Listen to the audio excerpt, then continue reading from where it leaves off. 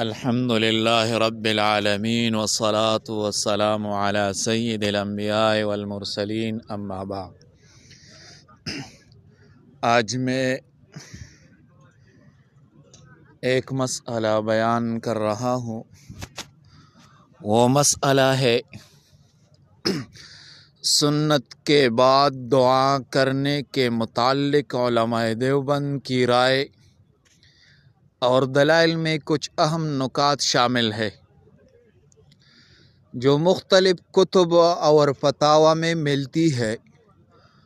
علماء دیوبند کا عمومی موقف یہ ہے کہ سنت کے بعد دعا کرنا جائز ہے، اور یہ عمل نہ صرف مستحب ہے بلکہ اسے بہت ساری احادیث سے بھی تقویت ملتی ہے۔ حدیث سے استدلال: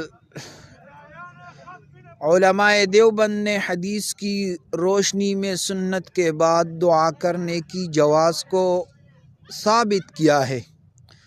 مختلف احادیث میں یہ ذکر ہے کہ نفل نمازوں کے بعد دعا قبول کی جاتی ہے، اور اگر کوئی شخص سنت کے بعد دعا کرے تو اس میں کوئی حرج نہیں۔ حضرت انس بن مالک رضی اللہ تعالی عنہ نے فرمایا کہ نبی علیہ السلام جب نماز فرض سے فارغ ہوتے تو سنتوں اور نفلوں کے بعد دعا کیا کرتے تھے۔ صحیح مسلم میں یہ حدیث نقل کیا ہے۔ نمبر 2، دعا کی اہمیت اور مستحب ہونا۔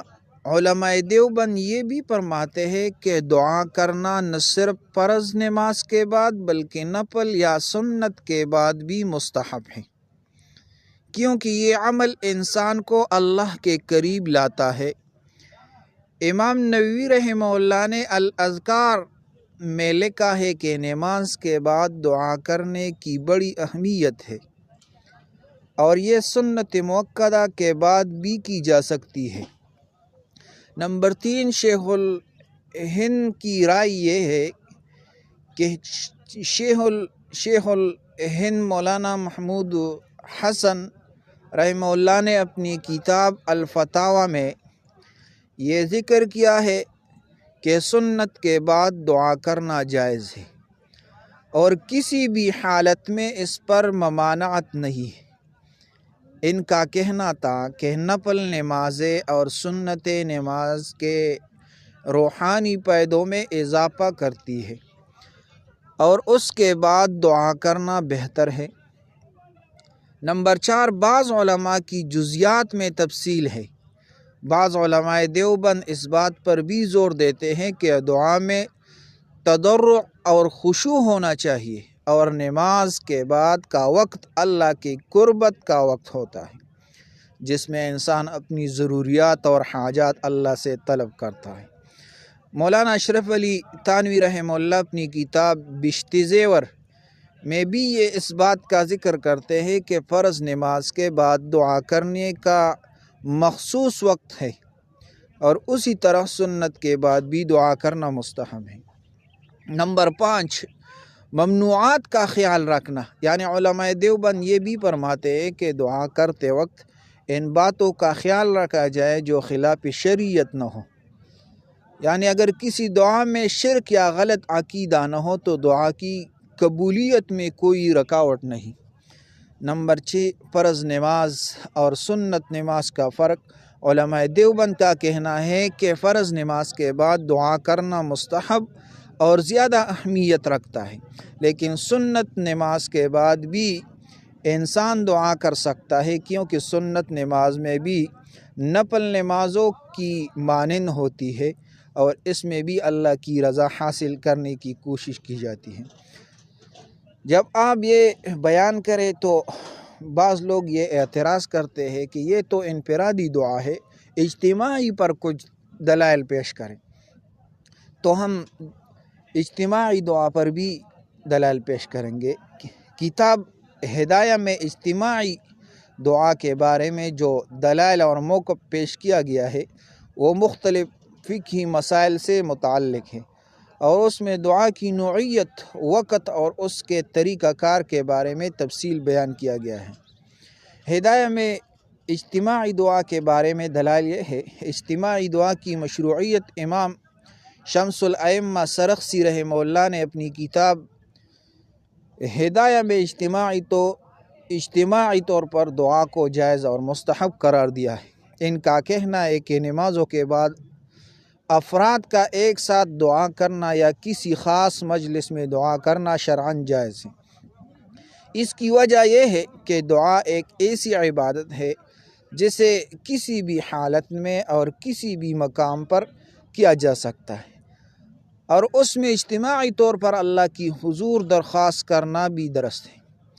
اجتماعی دعا کی حکمت ہدایہ میں یہ ذکر کیا گیا ہے کہ اجتماعی دعا میں ایک خاص روحانیت ہوتی ہے۔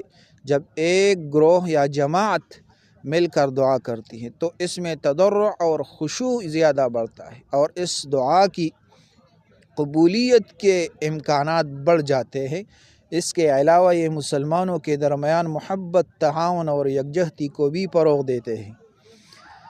حدیث سے استدلال کرتے ہیں مولانا شمس الائمہ سرخسی رحمہ اللہ نے کئی احادیث کی طرف اشارہ کیا جن میں اجتماعی دعا کی حمایت کی گئی ہے۔ مثلا نبی کریم صلی اللہ علیہ وسلم نے فرمایا، دعا کی قبولیت میں تاخیر نہیں کی جاتی جب لوگ ایک دوسرے کے لیے دعا کرتے ہیں۔ ابن ماجہ میں یہ روایت نقل کیا گیا ہے۔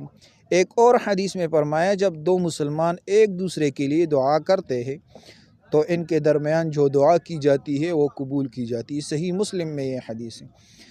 اجتماعی دعا میں فرد کے دعا کے مقابلے میں بڑھتی ہے۔ ہدایہ میں اجتماعی دعا کے حوالے سے کہا گیا ہے کہ افراد کی فردی دعا کے مقابلے میں اجتماعی دعا کی قبولیت زیادہ ہوتی ہے، کیونکہ اس میں زیادہ لوگ شامل ہوتے ہیں اور اس میں جماعت کے تمام افراد کی دعاؤں کا مجموعہ ہوتا ہے۔ اس سے اللہ کی بارگاہ میں قبولیت کے امکانات بڑھ جاتے ہیں۔ فقہ حنفی کا موقف یہی ہے۔ حنفی کے مطابق اجتماعی دعا کرنا نہ تو فرض ہے اور نہ ہی واجب، بلکہ یہ مستحب ہے۔ تاہم یہ مستحب عمل ایسے حالات میں زیادہ بہتر اور مؤثر ہوتا ہے جب مسلمان کسی بڑی مصیبت یا مشکل وقت کا سامنا کر رہے ہیں، جیسے کہ کسی بیماری، آفات یا جنگ کے دوران۔ اسی مجلسوں کی افادیت یہ ہے۔ ہدایہ میں یہ بھی ذکر کیا گیا ہے کہ وہ مجلس جہاں اجتماعی دعا کی جاتی ہے روحانیت اور برکت کا باعث بنتی ہے۔